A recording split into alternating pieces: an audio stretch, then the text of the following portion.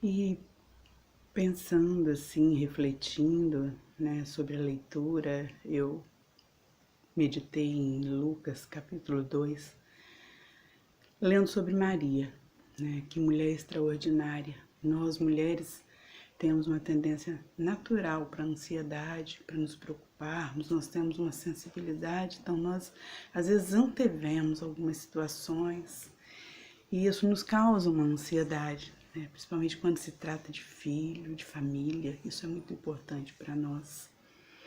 E eu fiquei analisando ali aquela passagem que todos nós conhecemos a vida de Maria, mas ali em Lucas 2 conta aquele relato em que eles foram em família a uma festa em Jerusalém e no retorno não encontraram Jesus. E quando eles voltaram, Jesus estava no templo ensinando, discutindo a lei com os maiorais ali, e Maria e José surpresos ali. E quando ela questionou o filho, por que você fez isso? Ele disse, por que vocês estavam me procurando? Não sabiam que eu estaria na casa do meu pai.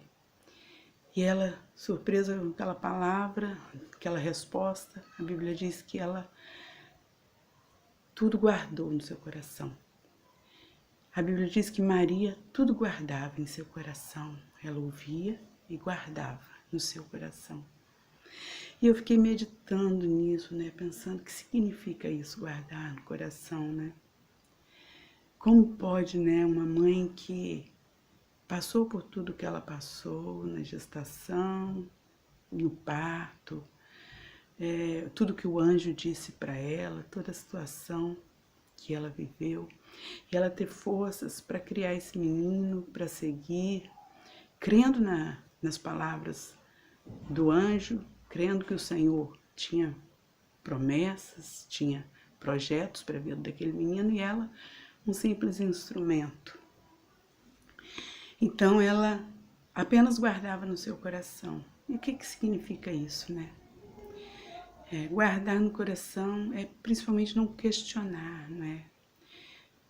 Guardar no coração é aceitar os desígnios do Senhor, sem começar a tagarelar, a se apavorar, a entrar numa ansiedade, numa depressão, em crise. Mas guardar no coração, sabendo que aquele que falou, ele é capaz de cumprir o que ele fala, ele é Senhor, ele é Deus. Guardar no coração significa também abrir mão da sua própria vontade, dos seus desígnios. É a posição do servo mesmo. O servo não discute aquilo que o seu Senhor faz, o servo não questiona aquilo que o Senhor propõe. Maria, desde o início, se colocou como um instrumento nas mãos do Senhor. Ela se colocou como um vaso que o Senhor pudesse usar para realizar a obra que ele desejava realizar com a humanidade. Ela não se entregou aos devaneios, às preocupações, às aflições, mas ela procurou guardar tudo em seu coração.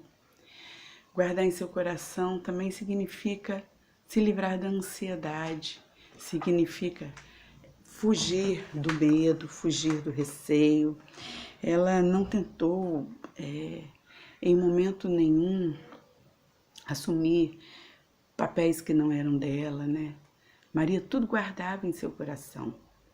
Mesmo ela sendo aquela que carregava no ventre o Filho de Deus, mesmo ela tendo sido escolhida, bem-aventurada entre as mulheres, foi o que o anjo disse, mas ela manteve uma postura de submissão, principalmente a Deus. A gente aprende muito, muito, muito com o que Maria não fez. Isso que eu acho também muito interessante, né? Quando Maria guardou tudo em seu coração, quando a palavra diz que Maria tudo guardava em seu coração, a palavra quer nos ensinar assim, Maria não ficava externando, questionando, entrando em conflitos, em debates, por isto ou por aquilo. Mas a Maria entrava em contrição, ela orava. Com certeza, somente para o Pai ela compartilhava aquilo que a afligia, aquilo que estava no seu coração, aquilo que ela não entendia, aquilo que ela temia, o futuro, como vai ser o futuro dessa criança.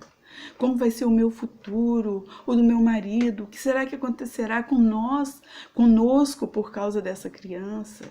O que será que tudo isso quer dizer? Quando ela esteve apresentando Jesus, bebê no templo, criança no templo, ela recebeu uma palavra do profeta que lá estava, que o coração dela seria traspassado como por uma espada. São palavras difíceis, principalmente para uma mãe ouvir em relação à vida e ao futuro do filho. Mas ela se manteve crente, ela se manteve firme, lembrando de quem era o seu Deus. E nós muitas vezes esquecemos disso e não guardamos simplesmente tudo em nosso coração, tentamos agir, tentamos fazer. E como eu estava dizendo, aquilo que Maria não fez nos ensina tanto se a gente parar para observar. Maria não questionou, Maria não se rebelou contra Deus, Maria não se ensoberbeceu, não se engrandeceu, Maria não buscou para ela uma glória pelo fato dela ter sido a escolhida entre as mulheres. E uma coisa que eu acho interessante também em Maria é que quando José também é visitado pelo anjo, se você observar no texto bíblico, José assume o controle dali para frente. E interessante a submissão dela a José.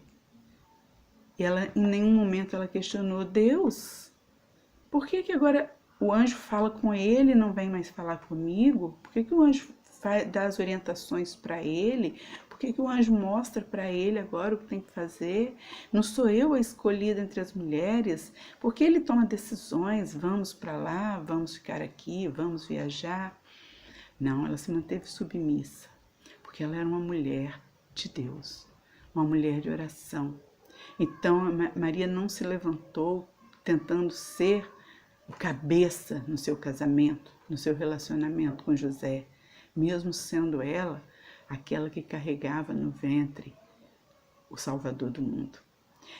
Interessante, muito interessante a história de Maria, porque as coisas que ela não fez, aquilo que ela deixou de fazer, aquilo que ela deixou de falar, aquilo que ela deixou de pronunciar, fala muito mais aos nossos corações, se a gente parar para pensar bem. Fala muito mais aos nossos corações e nos ensina muito mais, mulheres, do que se ela tivesse tido uma postura diferente. Que nesses dias de tantas dúvidas, tantas aflições, tanta perplexidade, tantas notícias tristes, nós também tenhamos essa postura. E ao invés de sairmos por aí falando, debatendo, brigando, questionando, nós estejamos como Maria, em oração, contritas, guardando tudo em nosso coração e revelando apenas para aquele que é capaz de impedir qualquer ação em qualquer área, no nosso país e no mundo todo.